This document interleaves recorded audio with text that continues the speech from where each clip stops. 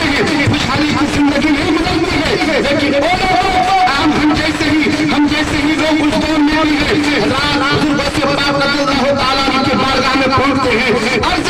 شہنشاہ بغداد میران میر، ہم وہ انسان ہیں جو روزانہ کماتے ہیں اور اس کمائی میں ایسی برکت تھی کہ گھر خوشحالی کے ساتھ گزرا کرتی تھی، لیکن یہ چند دن سے ہمارے گھر سے خوشحالی چلی گئی ہے، برکتیں نہیں ہیں، ہم پریشان ہیں۔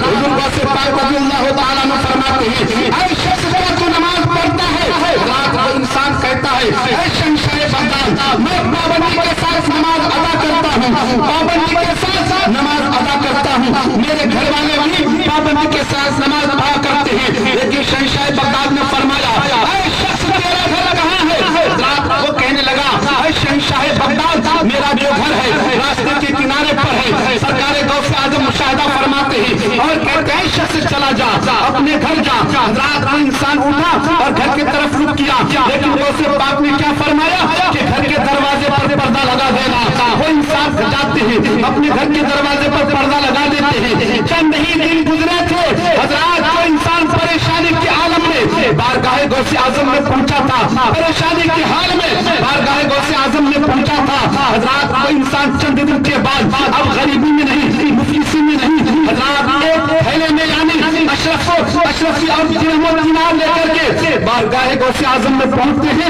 حضرات۔ حضور غوث پاک رضی اللہ تعالیٰ عنہ کی بارگاہ میں پیش کرتے ہیں۔ سرکار غوث اعظم فرماتے ہیں ان یعنی مال کو یعنی اشرفیت درہم و دینار کو غریبوں میں تقسیم کر دے، یتیموں میں تقسیم کر دے، بیواؤں میں تقسیم کر دے۔ حضرات تاریخ بتاتی ہے جن لوگوں کو اشرفیہ درہم و دینار اس دور میں یعنی ملا تھا تو وہ لوگ اس دور میں یعنی مالدار ہو گئے تھے حضرات، لیکن بارگاہ غوث اعظم میں وہ انسان پہنچ کر کے کہنے لگا اے شہنشاہ بغداد چند دن پہلے جب ہم آئے تھے آپ نے مجھے کوئی وظیفہ کرنے کو نہیں کہا تھا، کوئی ورد کرنے کو نہیں کہا تھا، صرف آپ نے کہا تھا کہ نماز پڑھتے ہیں کہ نہیں؟ میں تو کہا تھا شہنشاہ بغداد ہم بھی نماز پڑھتے ہیں، گھر کے لوگ بھی یعنی نماز پابندی کے ساتھ پڑھا کرتے ہیں، لیکن آپ نے کوئی وظیفہ نہیں بتایا تھا، صرف بتایا تھا کہ گھر کے دروازے پر پردہ لگا دینا۔ چند ہی دن گزرے تو خوشحالی آ گئی۔ حضور غوث پاک کی بارگاہ میں وہ شخص کہتا ہے شہنشاہ بغداد وجہ کیا تھی؟ حضور غوث پاک فرماتے ہیں شخص سن تیرا جو گھر ہے راستے کے کنارے پر ہے اور اس راستے سے بے نمازیوں کی گزر ہوتی ہے، جب بے نمازی گزرتے ہیں ان کی نظر تمہارے گھر کے دروازے پر پڑتی ہے، اسی وجہ سے تمہارے گھر سے برکت کو اٹھا لیا گیا ہے، رزق کو اٹھا لیا گیا ہے۔ حضرات جس گھر میں اگر بے نمازی ہو تو اس گھر کا یہ عالم ہے، اس گھر سے رزق کو برکت کو اٹھا لیا جائے تو جس گھر میں یعنی بے نمازی ہوگا تو اس گھر کا کیا عالم ہوگا۔ حضرات ایسے گھر کو